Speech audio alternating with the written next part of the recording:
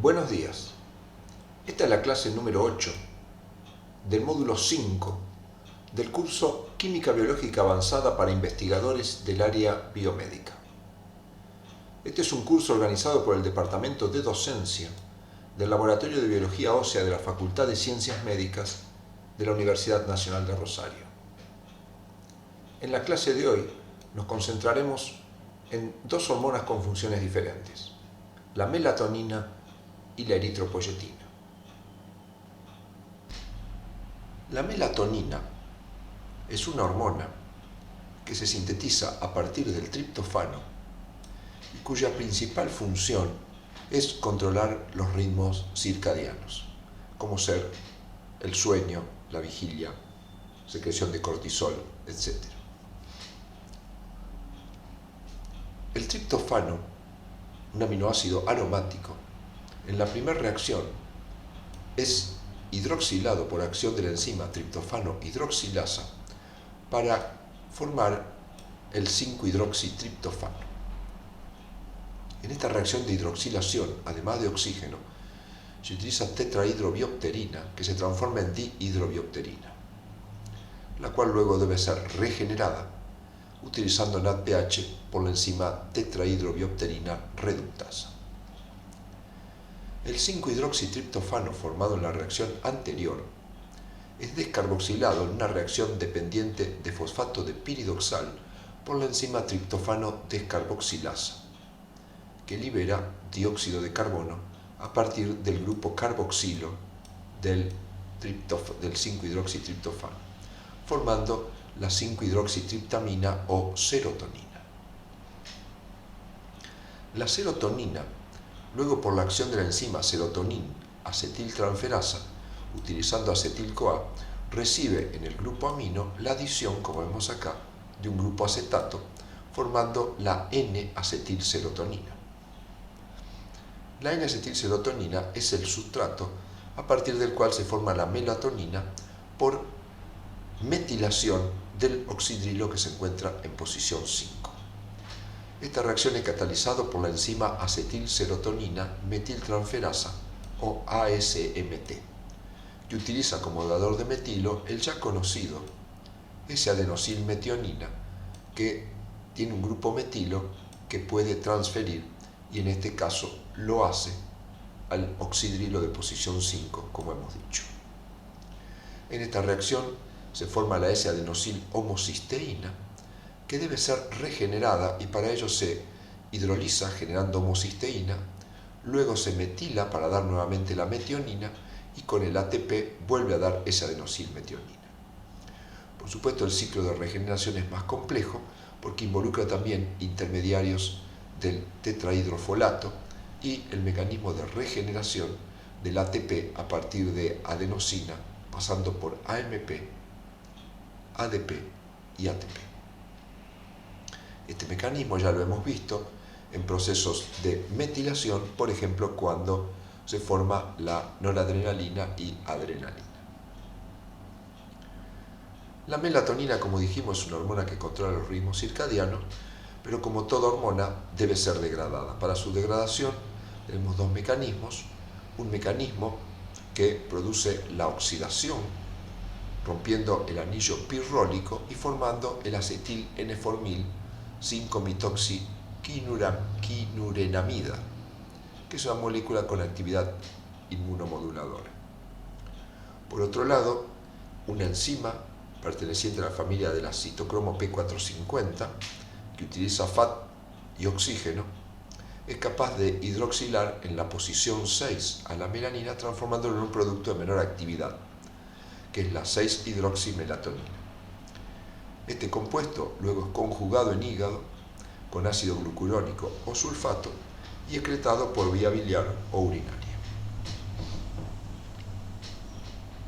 La enzima ASMT, que forma melatonina, es la enzima más importante de la vía, y esta enzima puede ser inhibida, por ejemplo, por drogas como el timerosal. El timerosal es una droga antifúngica y antibacteriana utilizada con diferentes fines, pero por ejemplo se adiciona a las vacunas para su conservación. y existen opiniones, en algunos casos sin fundamento, que asocian el uso de timerosal, por ejemplo, con el autismo, y se postula que podría ser por alteraciones de esta vía. Sin embargo, algunos estudios experimentales demuestran que esto no ocurriría. El timerosal es una droga, como dijimos, antifúngica y antibacteriana, que pertenece a los compuestos mercuriales porque tiene mercurio. Y su principal mecanismo de acción es la inhibición de grupos sulfidrilos de enzimas, donde estos grupos sulfidrilos son esenciales para su actividad catalítica.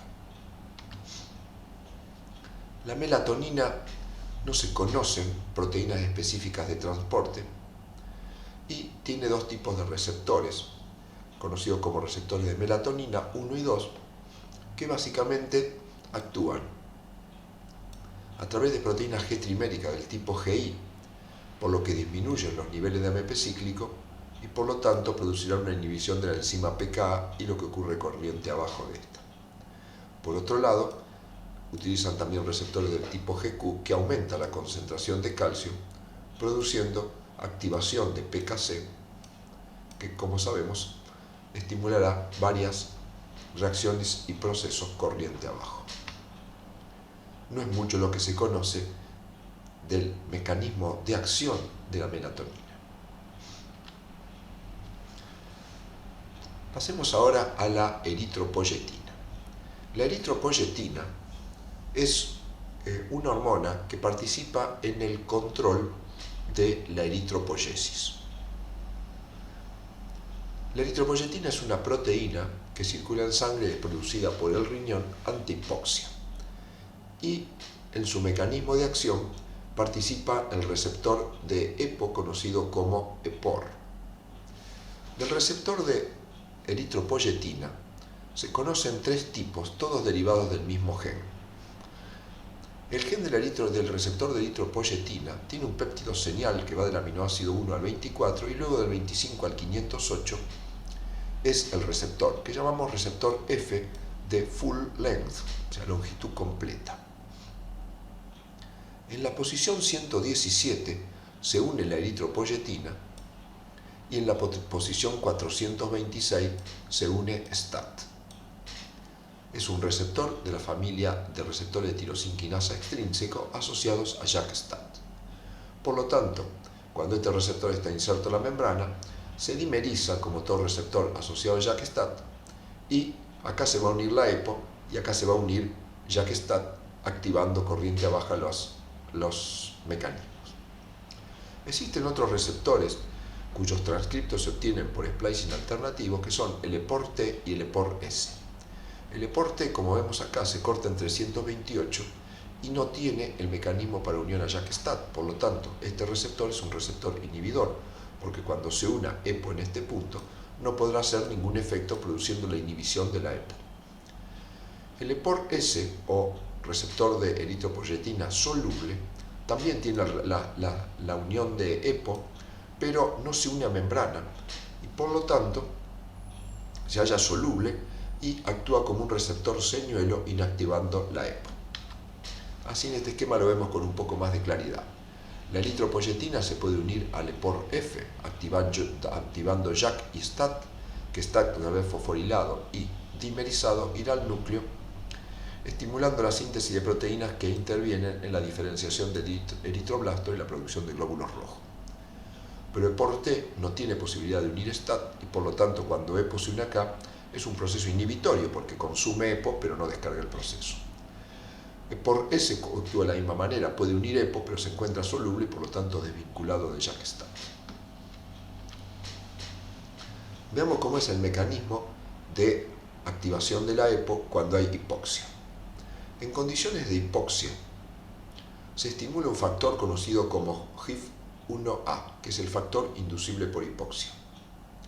Este factor migra al núcleo y se une a elementos de respuesta a hipoxia, produciendo el estímulo de la transcripción de genes como la EPO fundamentalmente, y el receptor de transferrina que capta transferrina que transfiere hierro y la diferenciación de glóbulos rojos. El gen de la EPO, al estar estimulado, producirá mayor transcripción y traducción formando EPO, que al unirse al receptor de por F activará JAK, y al activar JAK producirá efectos que irán a contrarrestar la hipoxia, es decir, produciendo mayor transporte de oxígeno. Contrariamente, cuando no hay hipoxia y lo que tenemos es normoxia, es decir, la cantidad de oxígeno es suficiente, se activan dos enzimas, la GIF asparragina hidroxilasa y la GIF prolil hidroxilasa. Estas dos enzimas lo que hacen es, utilizando oxígeno y alfa-cetoglutarato y vitamina C, producen la hidroxilación en prolina 402 y 564, que cuando se hidroxilan, este GIF puede unir BHL, que es una ubiquitin ligasa, con lo cual se une ubiquitina a GIF1 y se degrada en el proteosoma. La prolil hidroxilasa lo que hace es hidroxilar prolina, y la GIF asparragina hidroxilasa produce el mismo efecto pero sobre residuos de asparragina. En ambos casos, entonces, la hidroxilación en sectores de GIF conocidos como dominios dependientes de oxígeno hace que esta proteína sea más susceptible a la ubiquitinación e inactivación. Veamos algunas patologías. La falta de expresión del gen de EPO lleva a algunas complicaciones vasculares de la diabetes mellitus tipo 2. O dicho de otra manera, hay una asociación entre las complicaciones de la diabetes mellitus tipo 2 y algunas isoformas del gen de EPO. El déficit de la GIF prolil hidroxilasa impedirá que GIF se inactive y por lo tanto GIF quedará activo para producir mayor EPO y por lo tanto mayor cantidad de glóbulos rojos. Por lo tanto, produce la eritrocitosis familiar 3. Existe otra eritrocitosis, que es la familiar 1, que se caracteriza por una activación constitutiva del receptor de EPO, es decir, que EPO está activado aun cuando no haya, el EPOR está activado aun cuando esté EPO, y por lo tanto tendremos mayor producción de glóbulos rojos y contrarrestación de la hipoxia, con lo cual tendremos un aumento en la diferenciación de glóbulos rojos. La policitemia vera, también, que se caracteriza por un aumento de los glóbulos rojos, se debe a una mutación constitutiva de la proteína JAK, que hace que JAK esté activa, produciendo la diferenciación de glóbulos rojos, aun cuando no esté EPO ni activado EPOR. Veamos ahora cómo son los mecanismos fisiológicos de adaptación a la hipoxia. La hipoxia es normal en lugares, obviamente, de poco oxígeno, y el más común es la altura. En condiciones normales, los seres humanos viven a alturas bajas, donde la presión puede ser 760 milímetros de mercurio y por lo tanto la presión de oxígeno alrededor de 150 milímetros de mercurio. Si uno se dirige a regiones más altas, como podría ser por ejemplo el altiplano argentino o países como Bolivia o zonas como Ecuador, que tienen alturas más grandes, ahí se produce una disminución de la presión de oxígeno que va a descargar procesos que producen hiperventilación con el fin de conseguir más oxígeno. Esto llevará a un restablecimiento de la presión parcial de oxígeno, pero simultáneamente va a haber más exhalación de dióxido de carbono, con lo cual la presión de dióxido de carbono desciende, llevando a un aumento del pH. El aumento del pH es un estímulo sobre la enzima 2,3-difosfoglicerato sintetasa, que es capaz de transformar el 1,3-difosfoglicerato en 2,3-difosfoglicerato como una vía alternativa, conocida como ciclo de Rappaport, en la vía glucolítica del glóbulo rojo. Al haber mayor 2,3-difosfoglicerato en el glóbulo rojo, esto produce una disminución de la afinidad de la hemoglobina con el oxígeno, con lo cual se libera más oxígeno, habiendo mayor cantidad de oxígeno en los tejidos y contrarrestando el problema de la hipoxia. Otro mecanismo que actúa de manera, este mecanismo actúa de manera rápida, otro mecanismo que actúa de manera rápida es a nivel de los tejidos.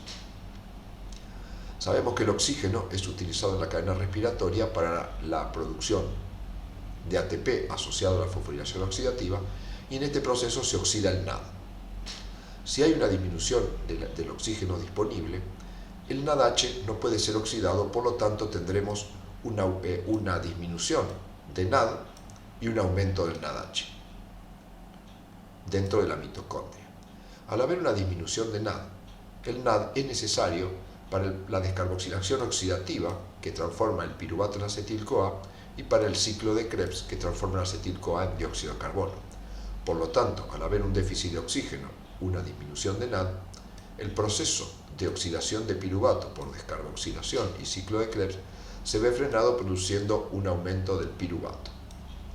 También lo que ocurre es que como el NADH está aumentado en la mitocondria, el ingreso del NADH citosólico a la mitocondria a través de los sistemas de lanzaderas se ve dificultado por la mayor cantidad de NADH mitocondrial, y al haber mayor cantidad de NADH, este NADH puede ser utilizado para transformar el piruvato en lactato y de esta manera regenerar NAD, que puede ser utilizado nuevamente en la vía glucolítica y proveer ATP por fosforilación a nivel de sustrato.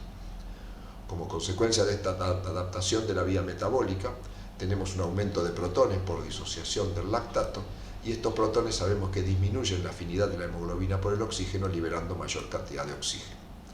Este también es un mecanismo rápido de adaptación, que se suma al del 2,3-difosfoglicerato, uno a nivel del glóbulo rojo y otro a nivel tisular. Pero por otro lado, la hipoxia va a estimular HIF-1A para que se produzca EPO, diferenciación de glóbulos rojos y de transferrina, y aumento del número de glóbulos rojos, que en el mediano y el largo plazo va a llevar a una mayor capacidad de transporte de oxígeno por los glóbulos rojos hacia los tejidos, que por supuesto se va a sumar a estos mecanismos ya existentes de acción rápida.